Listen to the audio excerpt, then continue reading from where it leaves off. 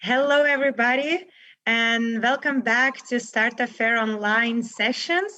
I'm very happy to have two of the co-founders and CEOs today, who is Vytenis from NanoAvionics and Laimonas. Hello, everybody. Hey. Hi, guys.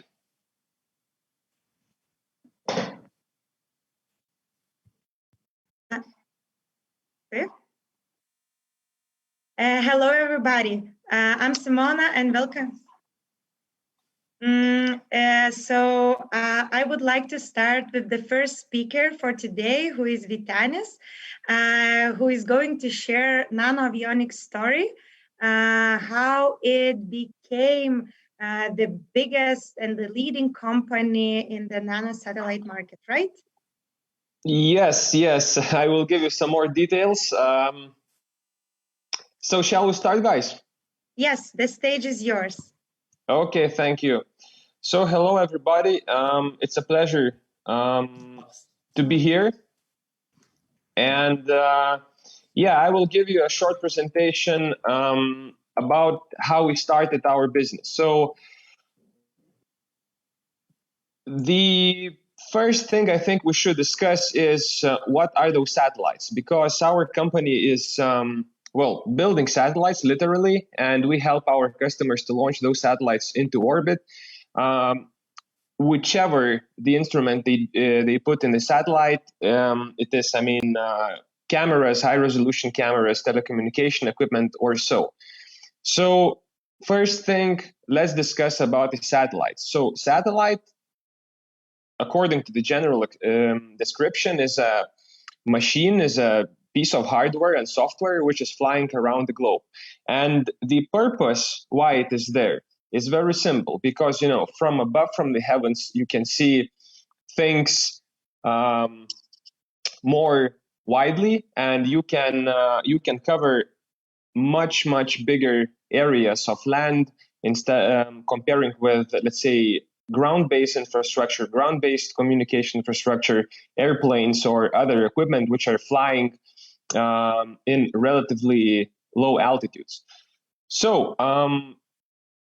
one of the things which is really important talking about the satellites, it is the size of the satellite. So the same as with regular, let's say, any kind of machine. The bigger is the machine, the more power you can get out of it, more volumes you can get out of it, and simply telling, you can just carry much bigger and heavier deliveries, cargoes, if you have a much bigger machine.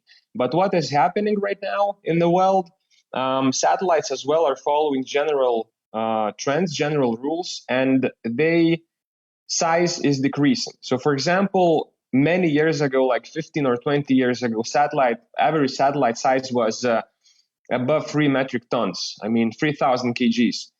Currently, our regular average satellite is around 1,000 kg, but we have very clear trend, the decrease in size of the satellite, the decrease in volume of the satellite, but at the same time, tremendous increase in functionality of regular electronics.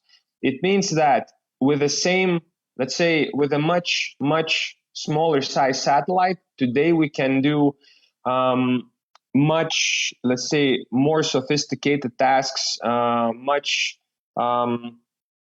complicated tasks using significantly lower volumes and significantly lower weights of the machine. So generally, the satellite size is decreasing year by year, but the functionality is increasing, or at least remaining the same. So some time ago, when we were students, we thought that, okay, this is a very interesting thing, and if things are getting smaller, in some cases it means that they are getting cheaper. And this is actually the case in the world of the satellites. And we thought, why not to try to jump on this tide and try to do some interesting and fun things out of that. So okay, so I have the information that you have. You don't see my slides, so sorry. I will check it very quickly. Oh, all right. So guys, can you confirm that you can see my slides? You can see my slides, right?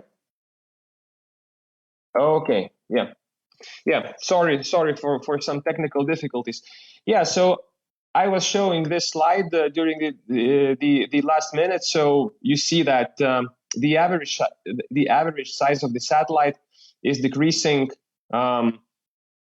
significantly, while the basic functionality remains the same or even increases because of the higher integrity of electronics. First, Lithuania nano-satellite. So approximately 10 years ago, approximately in 2008, when we were still students, I mean, finishing our bachelor studies or starting master's degrees, we heard about this kind of the trend, and we found it very interesting because it gives an opportunity to launch a significantly cheap and relatively simple hardware into orbit. So of course, when we don't have, significant amounts of the funding, significant amounts of budget, for example, we have very nice opportunity to, as engineering students, by then we have very nice opportunity to try real space project, real space mission, starting with a simple idea, going through design phases, going through development phases, finally manufacturing, testing, qualification, and launching it into orbit. So in this slide, you see our first so-called CubeSat, Lithuania Sat-1.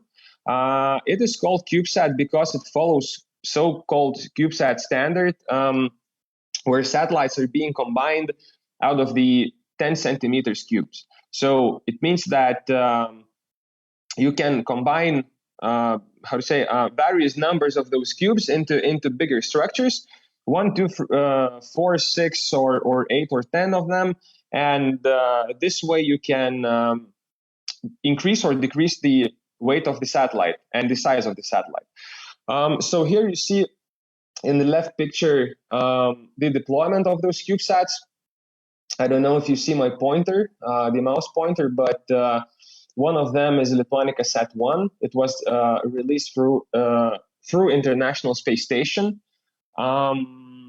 Here we can see the picture in the studio of national TV just before the messenger took it and then brought it to the United States, because it left the Earth, so to say, from the soil of the United States. This CubeSat went to International Space Station, and from International Space Station, it have been deployed to circle the orbit. So yeah, by then the project was driven, let's say, by the dream to touch the real space project. I mean, by then we didn't had any ideas that one day maybe we will have business. One day we will, create quite a significant number of workplaces. By then we were just driven by our curiosity to go through the entire process. I mean, from the scratch, from the first drawings until the operational satellite in orbit. After the mission was implemented successfully, the mission, the satellite has decayed during the first half of 2014. We started to think, what's next? We felt that we gained a really nice experience because this project was finalized during the very, very short period of time. It was less than 2 years. Of course, we had to think about some smart ideas. The project generally was underfunded. We just had enough of the cash, enough of the money to to buy the basic hardware, and around 70% was developed by our own. So it was really nice experience, and we thought that, and we felt that we really need to, let's say, to use this experience to create something even more interesting. And of course, we thought for a while, we planned for a while what it could be. We were thinking that maybe we should turn towards science, R&D, maybe further studies or further research programs abroad, not necessarily in Lithuania. But finally, we realized that if we will turn towards business, we will have much more opportunities to create something interesting, and of course, we will be able to make much faster decisions.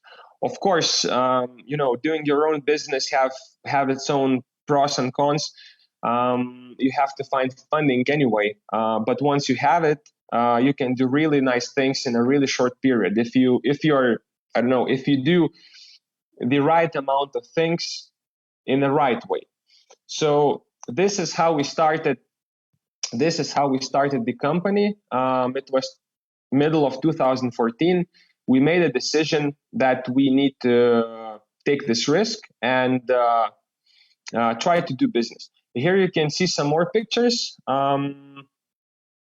These were pictures made by Lithuania Sat-1 from space, and also the deployment moment from the International Space Station and the moment of the launch vehicle liftoff.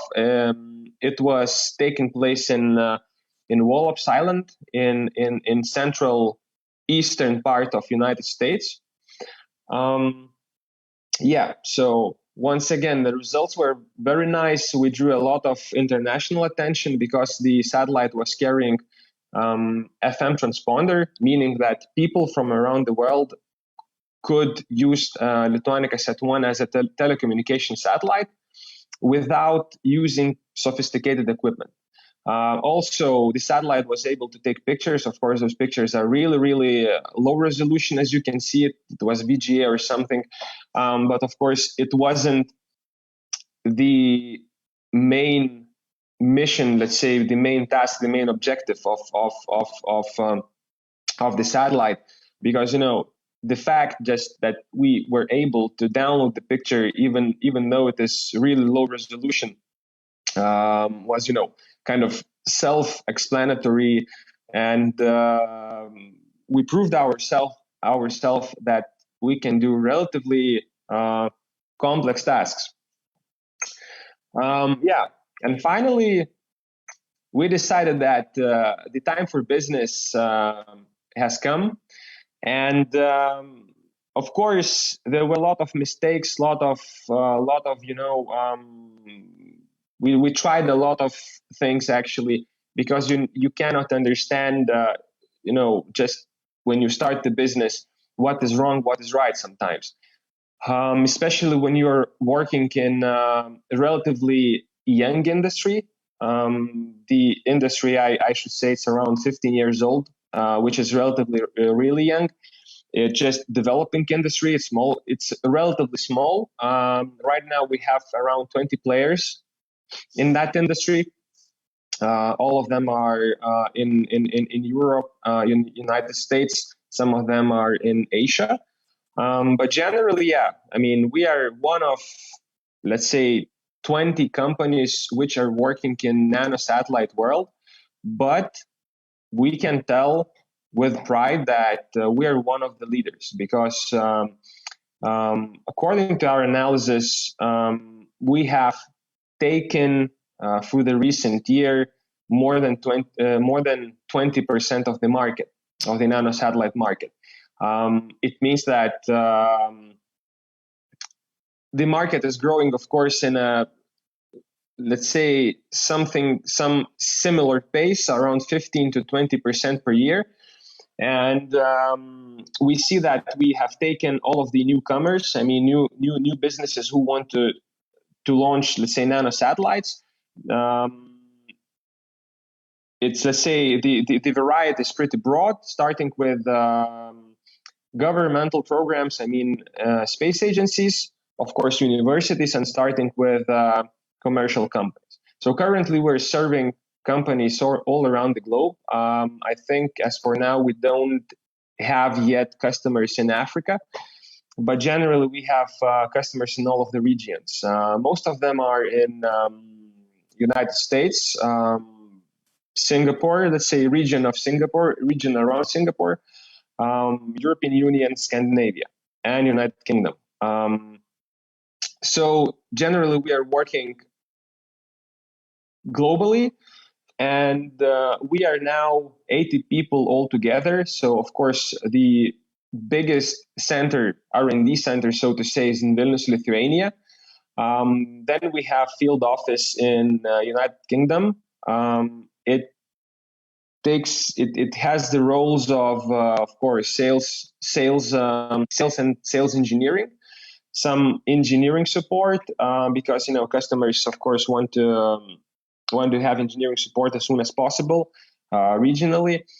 And also we have 2 facilities now in United States, in Columbia, Columbia town, Illinois state. We have our main United States-based administrative headquarters, where sales engineering and marketing is located. And Midland, Texas, where our investors are located. Currently, we have a factory with high potential, in terms of satellite manufacturability, and let's say if we need higher volumes to be manufactured. So roughly telling, we have now 4 locations around the globe, and the biggest one is, of course, in Vilnius, Lithuania, where we do the most of R&D and the main manufacturing.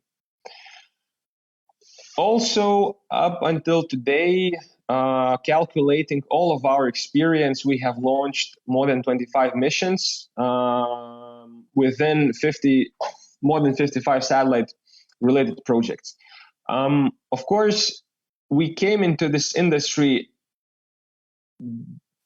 relatively late, even though the industry is young, and we wanted to catch up very fast. So actually, we were looking for quite some time how we could solve this problem. We felt that we don't have, some knowledge are missing, even though we really have gained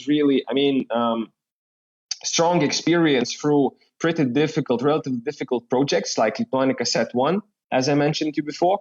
But we still felt that we are lacking some kind of experience if we want to become a successful commercial unit, a successful commercial company. So we were lucky. We managed to attract to our company really experienced guys, and NanoAvionics partially worked as an agency who integrated a couple of smart people around this trademark NanoAvionics. So they helped us to catch up. They helped us to dissolve 10 years of not being in this market. And during the last 5 or 6 years, we managed to become a really significant player in this market. So these numbers are is evidence for what I just said. And a couple of very interesting missions I should mention are, for example, NASA mission ACS-3, where we are helping to test them solar sail. Solar sail is, of course, very interesting and very, mystique way of propelling the satellite without using any kind of propellant. Any kind of gas, any kind of liquid. So the satellite is just using the solar wind, the same as sailplane or other kind of vehicle which is using wind. Also, we have some interesting missions like Aerovista, for example, where we are testing Aurora, which is also pretty mystique phenomena in the nature. Maybe some of you were lucky to see the Aurora when traveling somewhere in northern countries. So yeah, we are happy that serious organizations and serious commercial entities trust us, and they are giving us opportunity to launch their instruments, their payloads into the orbit, and to perform relatively complicated scientific and commercial experiments. And this is another one evidence that nano-satellites are becoming more and more powerful. And onboard nano-satellite, you can do various kind of missions, starting with fundamental scientific research and finishing with Earth observation, telecommunication, high-speed telecommunication, and similar, let's say, missions where complicated, sophisticated instruments are being required to be supported in orbit. Yeah, and the last slide, as we are talking here about the development of our company, 5-6 years it was a startup. So I think in the left picture you can see a very initial moment of how we started. So within 5 years you can see a slight difference. How we assembling the hardware now and then, and I think it talks for itself. So it was really hard journey, but those 80 guys, which are now NanoAvionics, made a really tremendous work to bring this company on the global stage. So thank you guys for listening. I don't know if you have any questions, please let me know. And of course, thank you, NanoAvionics crew. So we can talk today about such a huge differences, now and then. So thank you. Thank you, Vytenis. Thank you for taking us to the space and telling us your story. We have a couple of questions from the audience. The first one would be, what were the most valuable experience, mistakes that taught you the most during the company's creation? Yeah, very interesting and broad question. I couldn't, I think, answer it from, just using a couple of sentences. So give me one or a couple of minutes, please. I think first challenge was when we were attempting to launch Lithuania Sat-1. So of course, funding. I mean, we started this business in Lithuania. So roughly talking, I started to dig into it like 10 years ago. And just imagine 10 years ago, Lithuania, suddenly, a couple of young guys are coming and telling, okay, people, we will do space business in Lithuania. We will be launching nano-satellites. We will be building space-grade components, and we will be selling them to the global market. And we need your help. We need some investments. We need some funding. So you can imagine the reactions from the people. So that was, I think, initial challenge and initial barrier. I mean, we had really good ideas. All of you guys have really good ideas, believe me. And if you could have sufficient funding to test those ideas, I believe, 80% of us now talking today or listening to this presentation could really create good businesses. But the problem is that there are some barriers. And first barrier, when you work as an amateur, let's say, when this is just your free time, it's okay. But when you start to feel that it requires much more than just free time, you need to find the resources to feed your crew. I mean, you want those guys to work all day long. You want those guys to work dedicated, because you have to test that idea as soon as possible and fail it or succeed it. So that was, I think, the first barrier, to convince people around us, not even in Lithuania, but in general, that our idea could turn into profitable business. So that was, I think, the main challenge from the BD perspective. Now, the second challenge, I will mention 3 of those challenges, okay? The second challenge was, of course, technological development. Not everything was working as we wanted. Not everything was working as we expected. And at some points, we had really significantly more expenses than we anticipated. So the question, let's say the answer to this question is simple: we need more money. So it was hard, let's say, to get the money just to start the business. But then we saw that we need, in some cases, let's say in some areas where we were doing product R&D, we need like 3 or 4 times more money. And we couldn't anticipate that, because we couldn't, we didn't have such experience in the past, because no one did it, before. So we had to think how we can solve that problem. So let's say that was challenge number 2. Of course, we took a lot of help from the government, and thanks to the government, thanks to European Commission, and thanks to Lithuanian national governmental agencies, which were supporting R&D and development of business. Private money is essential to start, but then if your business needs to do R&D, you have to find more money. And the best thing is, governmental money, because government is not that sensitive to risk. After all, it's R&D, it's research, so bad result is also a result. But this is not the case for business. And the third thing, I think, which we had to solve after we felt that our product is mature enough, it's kind of, circle you have to exit.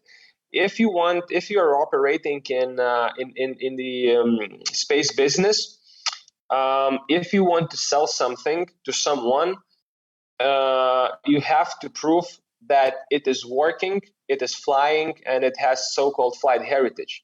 So without flight heritage, you simply cannot sell anything, because people will not trust you, that they will not believe that equipment can work in space, in harsh environment.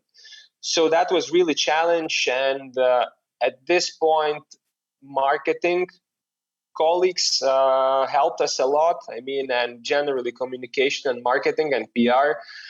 So we had to convince people that our product will not let them down once it is launched in orbit. So I think, that was like the last barrier from the business perspective. And of course, today we have, a lot of things like, viruses coming unexpected. So we have to think, we have to apply some different models, how to restructure or reorganize the company so we can work, fluently, because now we have a lot of commercial orders, and we have to bring them in time, and, other day-to-day things. But yeah, these 3 things, I think, they were the biggest challenges.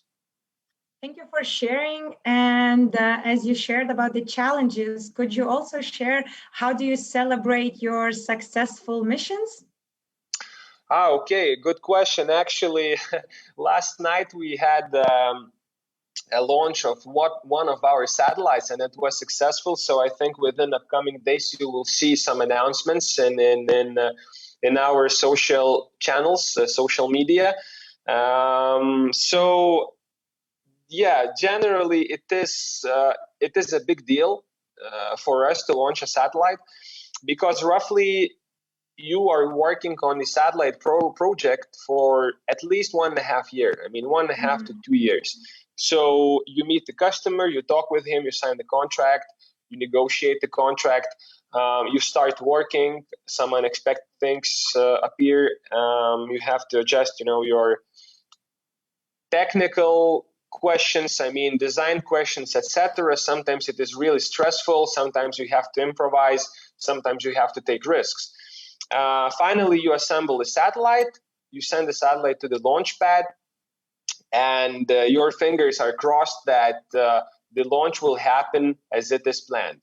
But in most of the cases, all of the launches are slipping. If it is planned, there is a joke.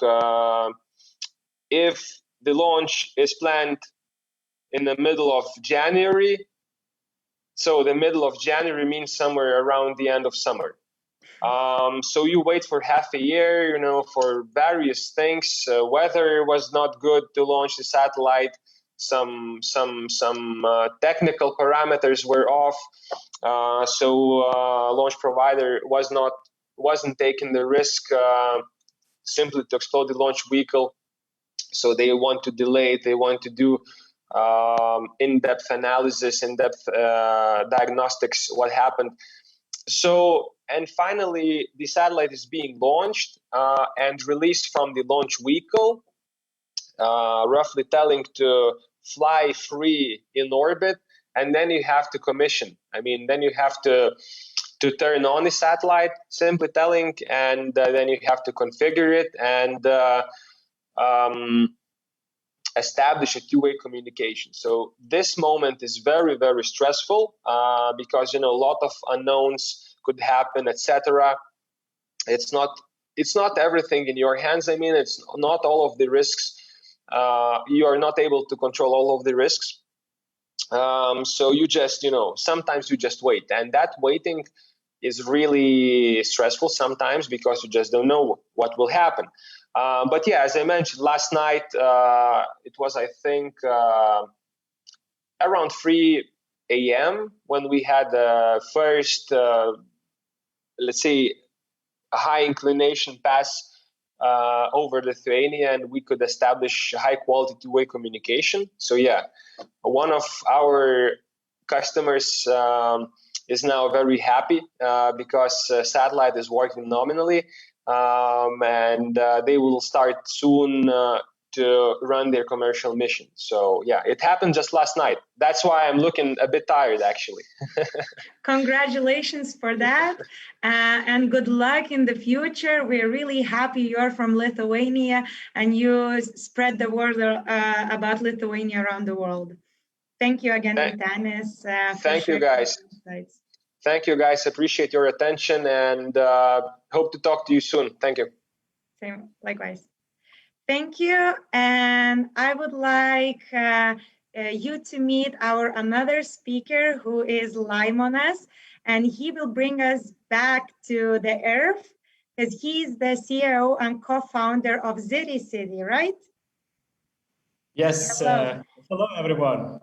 Hello, and you're going to share the insights and your story. How did you manage to close the funding round, right, in this uncertain times? Exactly. So okay. Let me share my screen right now. Okay, seeing it here now.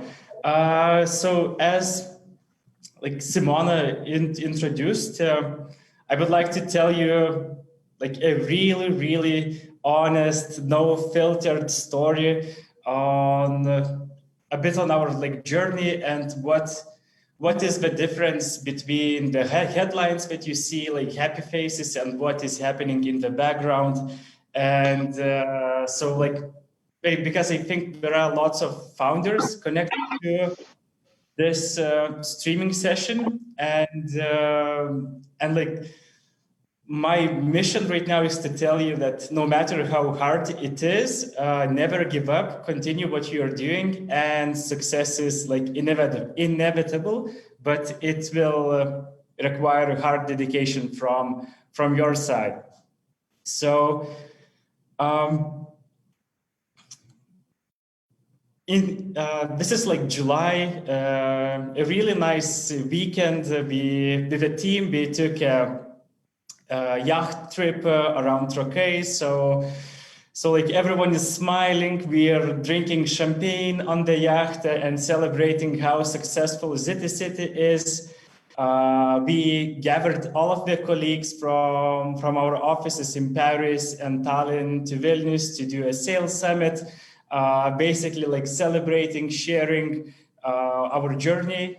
And but like what you don't see before those pictures that actually like, and we were celebrating our fundraising round. So like in July, we have raised 2.2 million seed round to scale ZITICITY to more cities. And like it was a tough journey till this point. Like 12 days till those pictures, like, you know, seeing yachts, celebration and etc. Like we were actually really close to going bankrupt as you like basically in our bank account we had capital left just for upcoming 12 days. So our like fundraising timing was perfect, I would say, but like it takes lots of risk management into account. And like it might look a bit scary for you that, okay, like you almost then bankrupt and etc. But actually this is pretty common for high performing startups to raise capital every 9 to 18 months.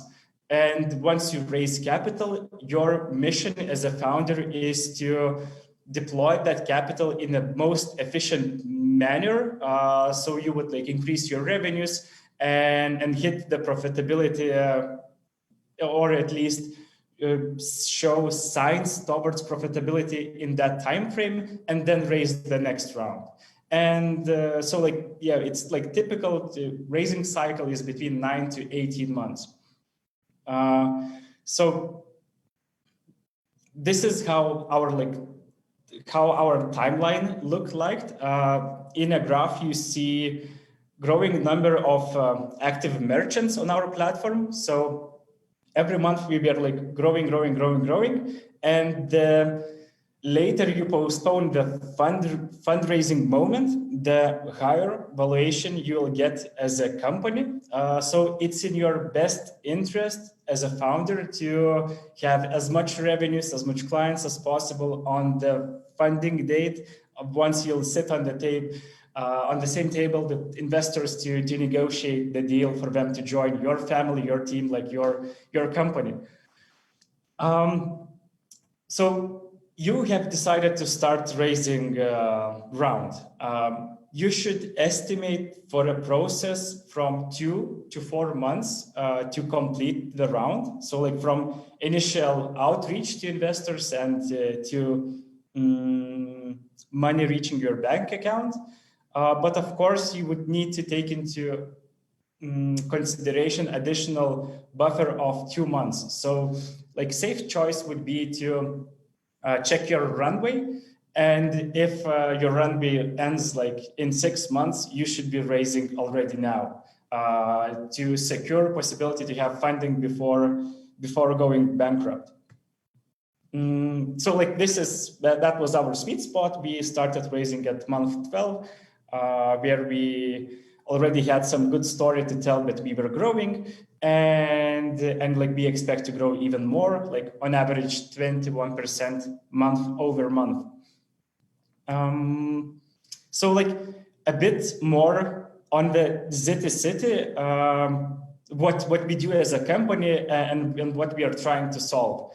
So essentially, like all of you in your cities, I think you are seeing plenty of food delivery couriers on bicycles with big backpacks doing like Uber Eats, Deliveroo, Bolt food deliveries. And we as ZITICITY are using similar model for couriers, but instead of building our own marketplace where you can buy food or buy some other goods, we integrate into already existing e-shops checkouts. So like our most notable partners are like pharmacy stores and big e-shops like Pigou.lt, for example, and you're able to get same day and faster deliveries from those shops using the on-demand delivery model.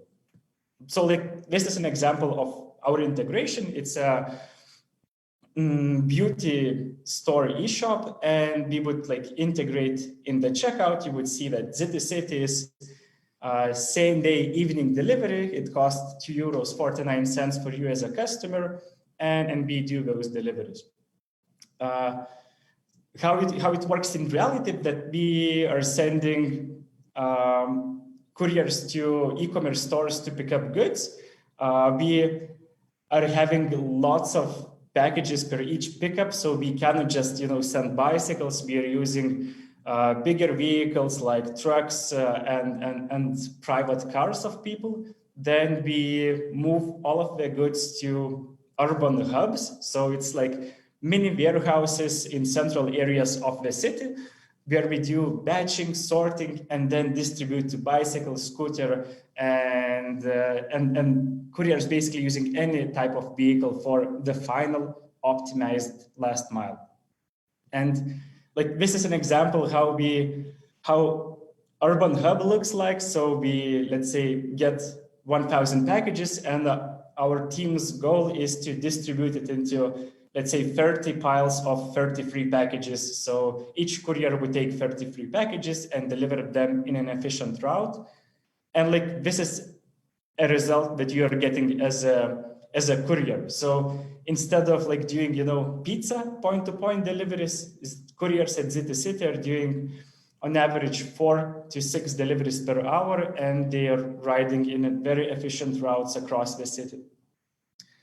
And we serve clients from like e-commerce, food delivery, and basically any merchant that needs deliveries within city scope. So going back to like the investment route, our goal was to raise 1.5 million. So okay, we are having a goal. Let's go. Let's do it. Fundraising is a numbers game. So it's same as in sales. You need to see it as a like. You need to like build a pipeline. First, on the top of a pipeline, you're building leads of investors that you would like to approach and potentially talk to.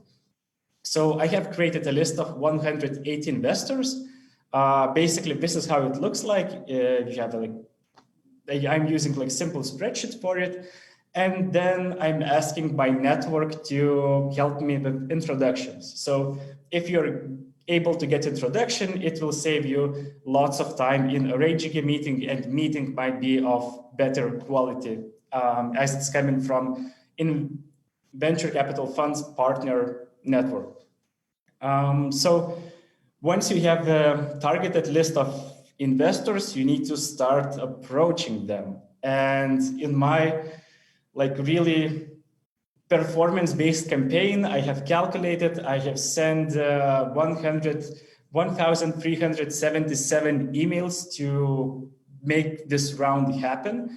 So like, this shows you amount of number and dedication and work you should give to the funding process. And like, this is what it takes to make it happen. Out of those emails, I have converted them into 39 virtual meetings and pitches to investors. And out of those meetings, I had 9 investors that were really interested, and they made soft commitments to invest in ZITICITY, 7.5 million, which was like 5 times more than we actually wanted to raise. And it's a really nice position to be as a startup, as you can basically start choosing which investor you want to work with. And this is a really important choice, because you'll be working with those investors for 8 or 10 years. Like, this is an average till founders exit the company. So you need to be really careful in picking it. It's like some are calling it as finding your wife or husband.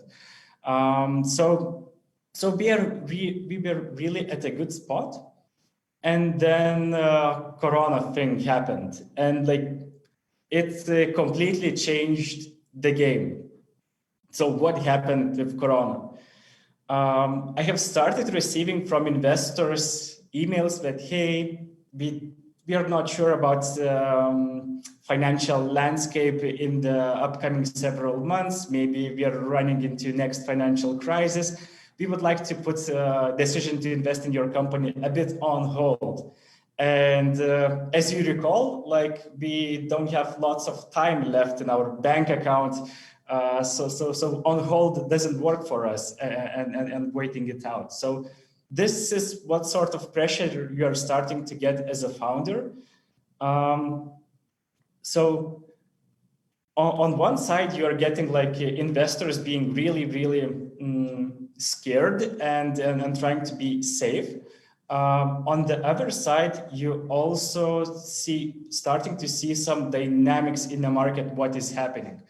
This chart shows you drop of rides after Corona, after lockdown was introduced in the ride-sharing company. So like suddenly 90% of revenue in ride-sharing and car-sharing businesses were lost. So you have a potential risk of new entrants into parcel delivery market as like demand for delivery industry grew like 10 times. So we started seeing competitors coming from all like unexpected angles. So one of the competitor was Bolt that decided to launch a competing product with us. So like they announced the news and you can expect what happened next. Like I started getting emails from same investors like, hey, any comments on this? This basically is ZITICITY service, isn't it? And like for you as a founder, it doesn't help to compete with unicorn, right? That is starting to approach your last mile delivery market. So that was not good. So your mission as a founder is to like become a filter, a shining star.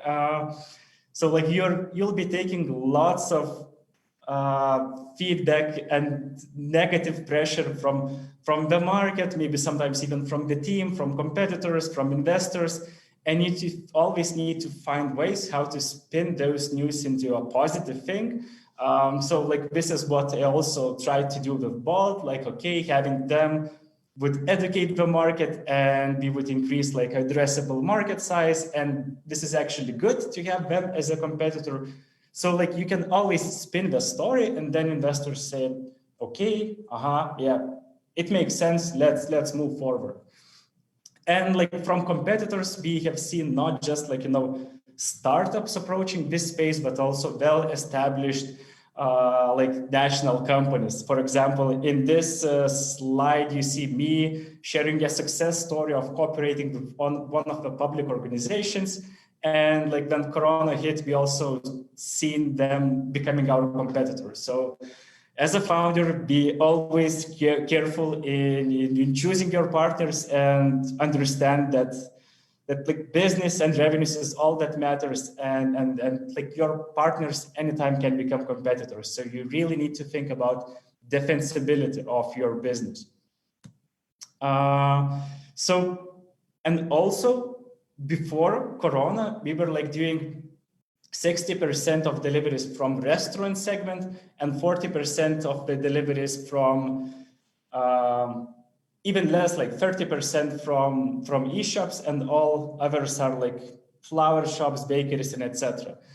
Then Corona hit, people suddenly stopped shopping at restaurants. We all like bought lots of pasta for Barbara and other grocery stores, and we were eating canned food and whatnot, but not ordering like ramen for a while. So that's why lots of restaurants were in trouble, and we lost a significant part of our revenues.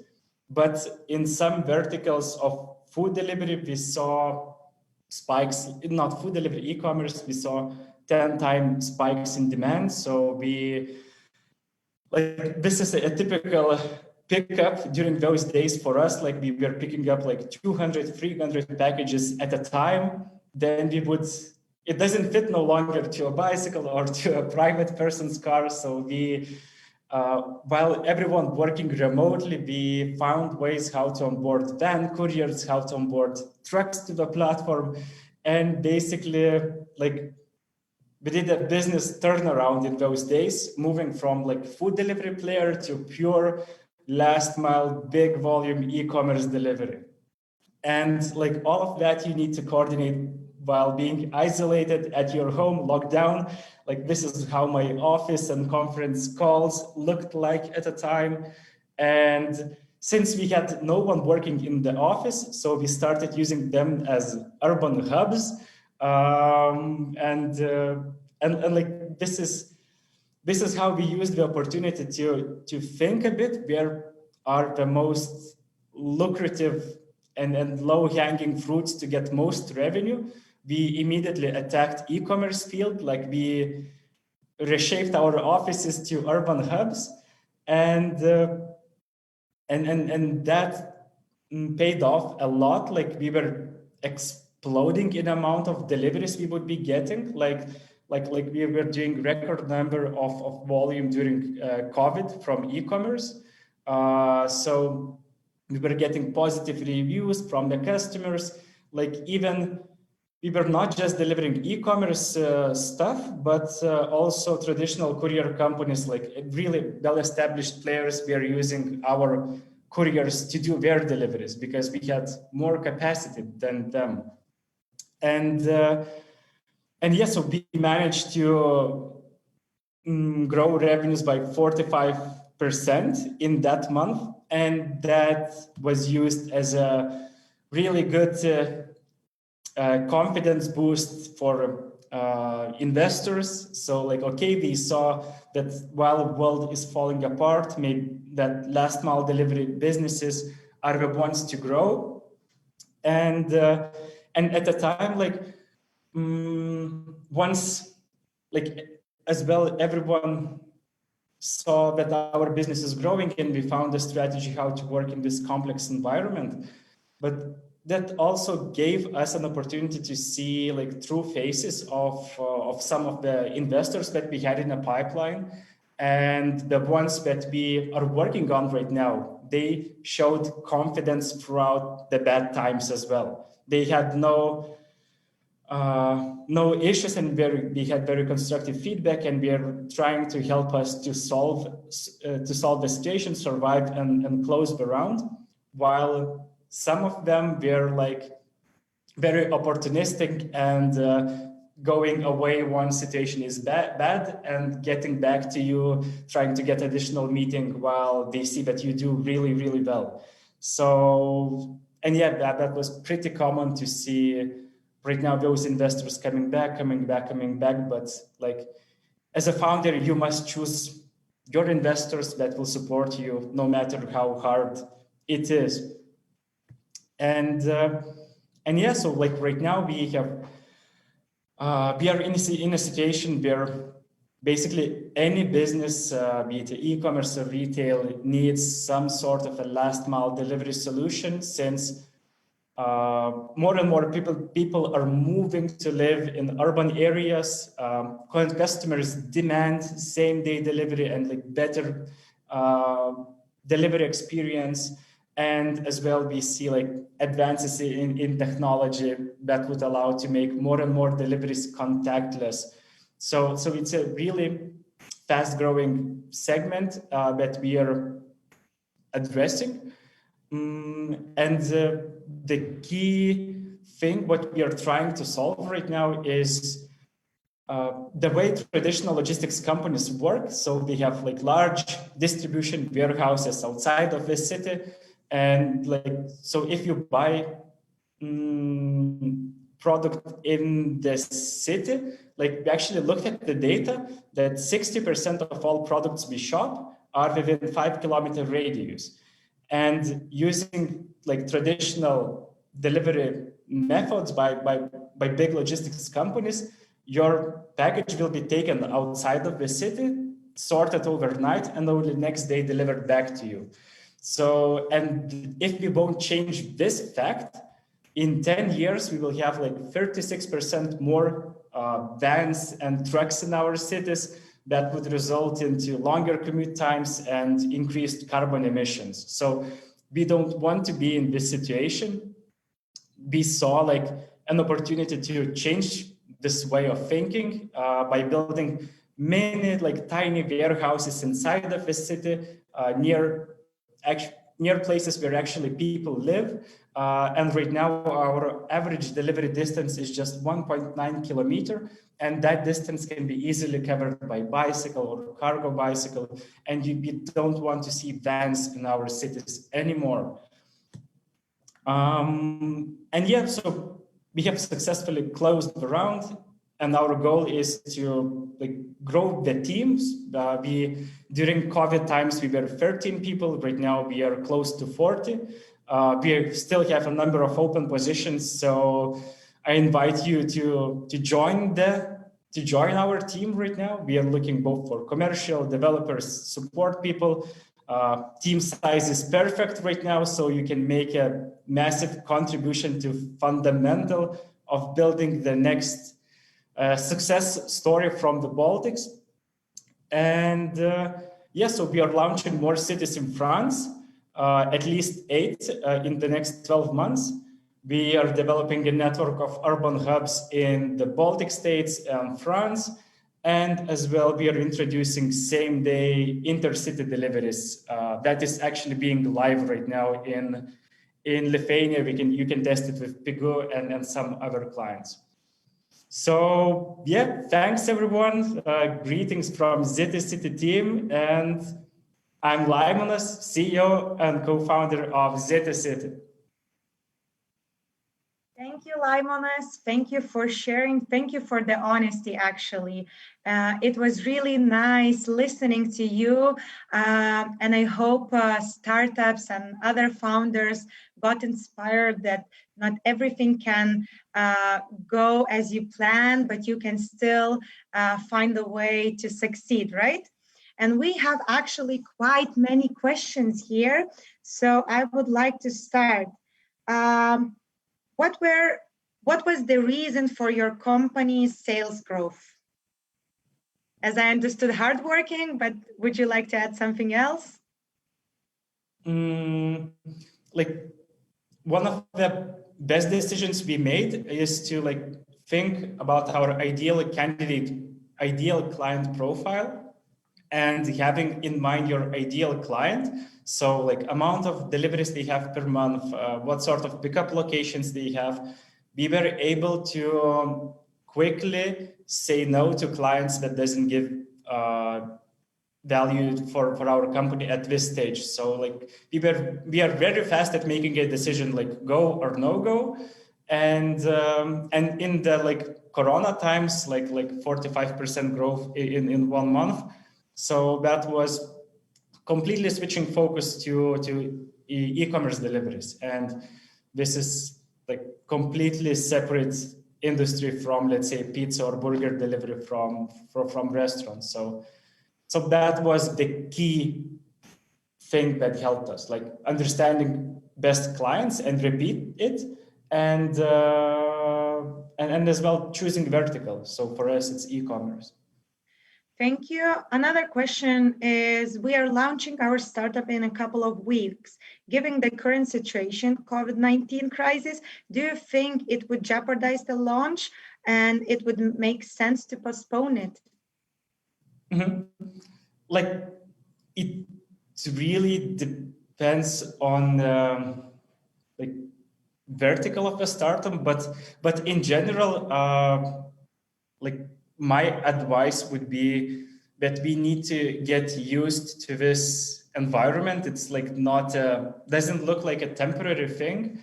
And then we should adapt the way we work, the way we build our products, the way we sell to customers in these times. And like, I think right now it's a perfect time actually to launch your startup, as you'll learn the most. It's very important like to launch before you feel comfortable to get as much feedback as possible from the market, from like everyone around, move away from just pitch deck stage and improve based on that feedback. And right now you'll get a very real feedback, brutally honest feedback. Exactly. And let's move to the investment part. Another question is about that investors often ask for traction. And it so happens that funds are needed to generate the kind of traction they look for. In that case, how do you show those numbers of the traction?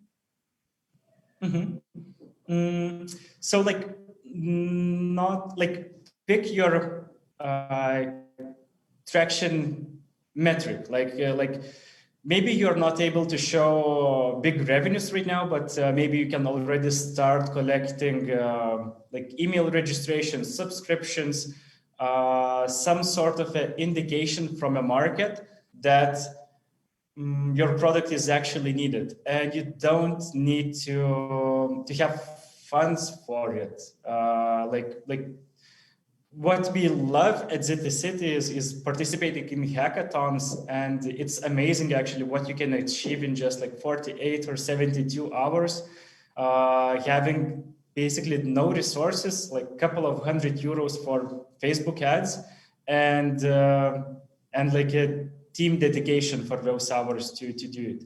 Like you can writing email to a client and asking his feedback and then maybe getting some letter of intent doesn't cost that much. So like just try to think how you could reach this traction in a way that would make sense for your business.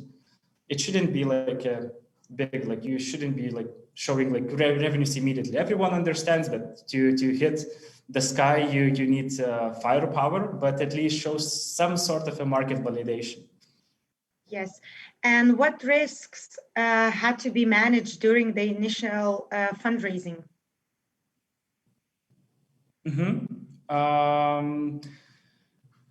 So like timing risk, like, you know, as a founder, you need to create this like sense of urgency that, okay, guys, you have right now 7 days to make a decision if you would like to move forward. We will be like, after 7 days, we will be providing more details to those investors that say, yes, okay, let's continue.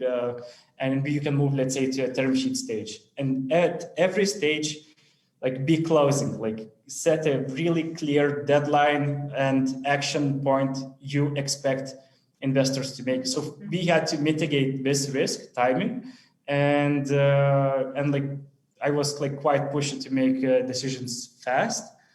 And apart from it, so like all of the evaluation discussions, like, you know, this is also like a risk. You are building a long-term company. You have like big dreams, big ambitions to build it as a global thing, and you need to like not to dilute too much, and like you need to negotiate a lot here. And as well, once you take into account like the timing factor, like so, and you need to find a balance between those two risks, like having too high dilution versus longer maybe sales cycle to investors. So those were two risks that we were managing, like basically valuation and timing once we can close a round. Yes, thank you. I remember you mentioned how many investor meetings you had in order to close those 2.2 millions round, right? But what was the yes or no ratio? So in a lot of those meetings, you know, you're getting maybe answer, like, okay, like we'll think about, and you need to be like really pushy here, like say yes or no within next 7 days, like that's it. Like we can provide information in those 7 days for you to make a decision, but we are professionals here. We are like not wasting everyone's time. So every single investor had to say no if they don't want to move to the next stage. And this is your job as a founder to get yes or no. And for that reason, it's really important to have big pipeline, and you'll have like a lot of people saying no's, and you basically just need one yes. And like once you get yes from a lead investor, others will come. But so basically you just need to get one yes. So how many did say yes to you? So like we got soft commitments from 9 funds. And at the end? And at the end, in our round, just 2 new investors participated, and others did follow-up investments, like our existing investors. Okay, thank you. Like at least 4 spinning knives around it, and like I wouldn't be comfortable walking in a city where you see thousands of those drones across our heads, and same feeling is expressed by city authorities. So that's why for city level deliveries we see better innovations in parcel delivery robots, better driving on the sidewalks. It's very easy to deploy them in cities to get permits. They have their limitations. We are driving at 6 kilometers per hour, but this is the reality that we'll actually be able to see sooner in our cities than drones. And drones will be excellent to deliver to remote areas, like places in the mountains or in the woods where you don't have good roads and infrastructure to do those deliveries. And maybe like some extremely emergency medical supplies, but you won't get your shampoo delivered by a drone. But in some cities you might see, like Singapore is really open about it and exploring, but like we see this company from Estonia, Starship Robots, we are having faster adoption than drones, and we think them in combination with parcel machines and some other autonomous technology can become a solution. Interesting to hear. Never heard of those, but we'll check them soon. And the last question, are there any other investment funding types that you might suggest? What is the difference for them? I think they're speaking about the governmental support, EU support. Have you ever considered those? Would you suggest taking such funds? Yeah, so we have considered ourselves as well, but we faced too much bureaucracy at that point in our specific case. But as well, I know from my network a couple of founders that have successfully raised using EU Horizon project. For that, to make it happen, you need to use professional consultants. So you need to dedicate budget for it, like at least 10K euros. So I have seen successes, but in our case, we haven't used it yet. We might consider it in future. And for other founders, like, of course, like hustle, like look for every possible funding opportunity, and government grants are great, but you need to take into account the longer sales cycles. And for you as a startup, like speed is the key competitive edge towards like big giants that you are addressing as a competitors in the market. So we explore all options. We have tried. So far, haven't found anything very useful, but I have seen people that as well did. So it probably depends on the vertical as well, right? You work for. Okay, and another part of this question: what did the investors negotiate for before investing? Did they want company shares, and how much did they want? Anything else investors want in return? So like in an investment process, there are several steps. First one, you agree on a term sheet that outlines the key terms of the deal. So it usually covers valuation, investment amounts, and having those numbers, you can calculate how much of the shares you'll need to allocate to newly joining investors. And you agree on the key terms, and then move to the actual investment agreement. And in that agreement, there are lots of small questions and agreements that you need to make with investors. You need to understand that it's their maybe daily game, and you as a founder, you're not professional at this. So I highly recommend to use professional lawyers at that stage.